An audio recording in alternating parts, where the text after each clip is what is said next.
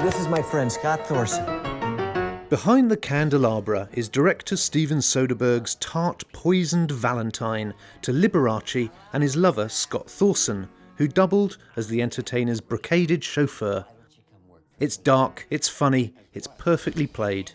Matt Damon does a grand job as the lunkishly innocent Scott, while Michael Douglas's Lee towers over the proceedings like some ghastly angel of tat. This is my houseboy. He moves the roost around here. Catherine, we've seen Michael Douglas in a variety of roles, but nothing quite like this. No, and it's absolutely game-changing performance. It's the best performance he's ever given for me by quite some distance. Everyone's amazing in it. We all, I think, love this film. We've talked about it before at Cannes.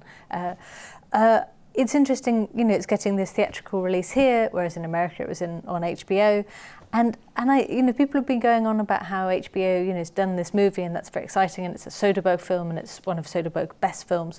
I think it's actually also a TV movie in the very, very best sense, in that it sort of dispenses with any pretense at sort of tourism or anything other than entertainment. It goes telling along, the story. tells the story at a fair old lick, and it keeps it really funny and really fast. There's a sort of 10-minute sag, I think, at about the 2/3 mark for me. But apart from that's the kind of gear-changing moment, isn't it? Yeah. Where it starts out as this kind of biting comedy of grotesques, and then weirdly at the end there's something moving about it, and that is a sort of transition to that, I think. You see, that's the one thing about it. I completely loved it. It's an absolute 5-star film for me. I didn't find it moving. It didn't touch me in that way. I mean, I loved his monologue about why do you love me? It's because you listen to me and because you just are an echo of me. I find that all very interesting. I never ever found it moving, and yet I absolutely adore it. Peter, everyone's talking about Michael Douglas in this, but Matt Damon's great as well, isn't he? And it's a much more tricky role in a way. It's a very tricky role, and he does it with so openly and with such ease and calm.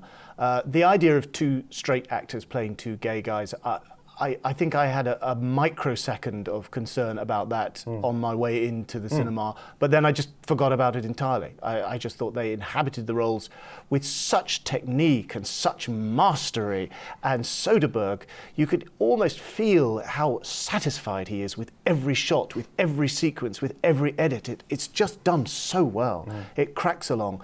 The only thing I possibly wasn't quite down with the rather sentimental tone of the very end. But it worked very well on its own terms, very well indeed. I thought it was, it's, as Catherine says, it's terrifically good. There's so many things. It's one of those things that I wish I'd been old enough to see Liberace play live. One of the interesting things about his... We all wish that. Yeah, I sort of wish that the way that I wish I'd seen, as it were, Elvis play Vegas. Now I wish I'd seen Liberace play Vegas. I mean, my goodness, to watch that musicianship. The other thing is, it paid tribute to his absolutely effortless musicianship. It's funny as well, isn't it? There's that kind of ghoulish comedy about the cosmetic surgery business in LA, with a great performance from Rob Lowe as this vampiric plastic surgeon who wants to make Matt Damon up to look like Liberace, and Matt Damon's response is, I guess I should be flattered. Yeah, it's a good. But why aren't there cosmetic surgery montages in every film? I was watching it and thinking, God, this is great. You know, this has got its own. This is a goldmine. This. Why isn't this in lots of films? So he seems to have made a discovery. I want you to make Scott look like this. Can you do that? Oh, I see. Oh, yes, I think I can do what you want. He's gonna need a nose job. And I'm gonna have to restructure his cheekbones and his chin with silicone implants, but it's not impossible. But first, we gotta slim him down. I have a terrific diet, the California diet. Guaranteed loss of 15 pounds in 4 weeks.